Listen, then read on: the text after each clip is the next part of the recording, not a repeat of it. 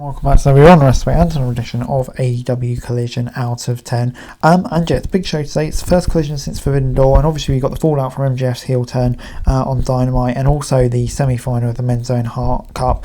So without further ado, let's get straight into it. And we started off with MJF turning on Garcia, the recap of that, and he made his entrance in the ring. He called the fans in the building in Aewxnjpw and said Garcia is nothing more than a pawn who's a dummy for thinking MJF's going to give him a match at All In. He always was going to stab him in the back, and Garcia's a make-a-wish kid at best, and he'll never wrestle again after what MJF did to him. But he's not here to talk about Garcia. He opened up to the fans, broke his body for the fans, letting Adam Cole in. All they did is chant "Thank you, Samoa Joe" after he defeated him at All Ends. They discarded him for guys like Swerve and Okada and that talentless hack Will Ospreay. What MJF did to Garcia wasn't personal between them. It was personal between him and the fans. He's going to take away everything you love, and he's going to fix it. And the only way that happens with MJF on top. The fans are delusional because Ospreay doesn't care about ticket sales. He only cares about good matches and melts their ratings, while MJF only cares about one man called Nielsen. MJF came out and Ospreay to pop a rating. Right now, Ospreay's music played, but he wasn't there. MJF chuckles and said Ospreay isn't coming because he's a two-faced coward, just like the fans.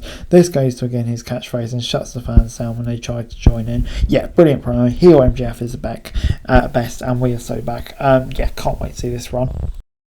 We then got the Conglomeration against the Iron Savages, but before that we got a promo from all of those, and Mark Briscoe once again blows Kyle O'Reilly away with his mic skills, but Orange Cassidy doesn't care. The Orange Savages and Jack Jameson made their entrance, cut a promo talking about they're taking their opponents to Tissy City. Nigel asks Tony Schiavone if he's ever been to Tissy City.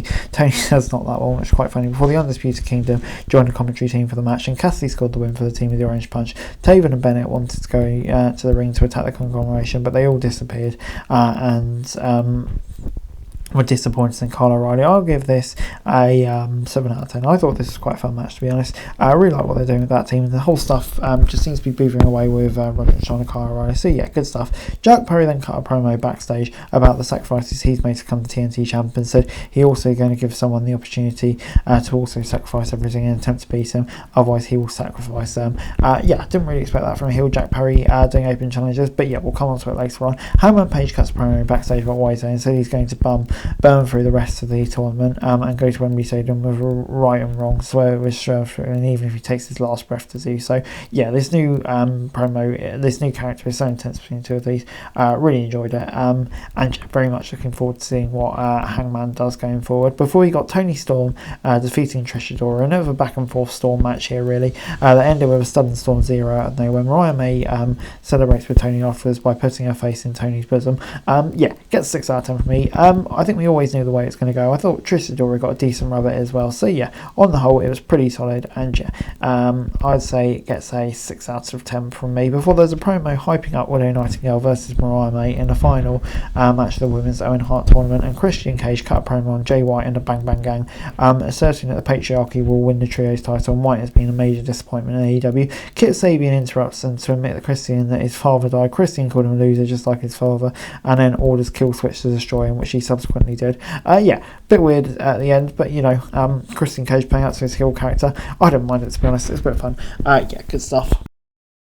Jack Perry then made his entrance to defend the TNT title in an open challenge. The challenge was answered by his former ally in Jurassic Express and hometown hero Marco Stunt, and Jack Perry manhandled the guy and launched him face first into the middle buckle for a near fall. Stunt made a comeback, but clearly wasn't at Perry's level, and soon had his shoulder counted down for a 3. This was a nice surprise. Great to see Marco Stunt back. Forgotten all about him, to be honest, but yeah, I was a big fan of him when he was in AEW first time. I think it's probably just a one and done, but it's a nice pop, and yeah, good moment for him. So yeah, on the whole, good stuff. 7 out of 10. House of Black then cut a promo threatening the Patriarchy. So yeah, interesting little feud growing between those two there. We then got Claudio Kano and Castagnoli defeating the Beast Mortos. Mortos is out of control and accidentally takes out the AEW cameraman, where he's sent over the top rope to the floor outside. He's limping on his knee afterwards, and Mortos stuns Claudio with his impressive big man agility through the fight, but somehow still manages to get Mortos in a giant swing. Claudio wins with a big lariat, and the commentators talk up his impressive win-loss record in 2024. So yeah, gets 7 out of 10 from me. I thought this was really good. And yeah, big win for Claudio. I like what I've seen from Mortal so far. I wasn't really familiar with him before, but yeah, good stuff. Matt Menard is backstage and cuts a promo on MJF. He says Garcia is back home in Buffalo and will make a full recovery, and when he returns, even if that's 6 or 12 months, he could be out for quite a long time. MJF won't be dealing with Dick Dancing version of Garcia. It's Red Death.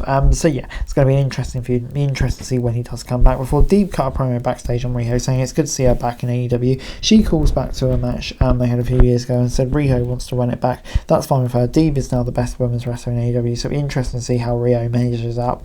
Before we got Rio against Lady Frost, Rio crashed into Frost's knees on a dive to the outside late in the match in what was a very awkward landing. She kicked out the main belt and Frost is frustrated, but Rio hit a Dragon Suplex and wraps Frost for the 3 to get the win. Gets 6 out of 10 for me. Good win for Riho.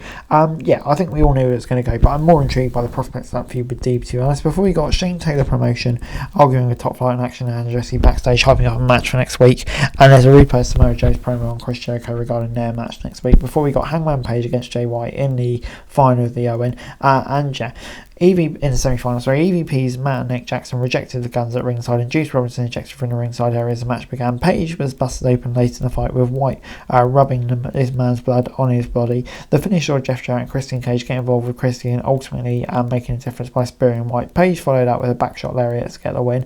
And yeah, this gets an 8 out of 10 for me. I thought this was really good. It's an interesting story as well going on. With the Elite Hangman, whose side they're on here. So yeah, I thought that was all really good and worked nicely. And yeah, like I say, 8 out of 10. And overall, AEW Collision gets a 7 out of 10 from me. I thought, yeah, really good episode of Collision this week, I have to say. Loads of great matches throughout. I really enjoyed Hangman Jay White.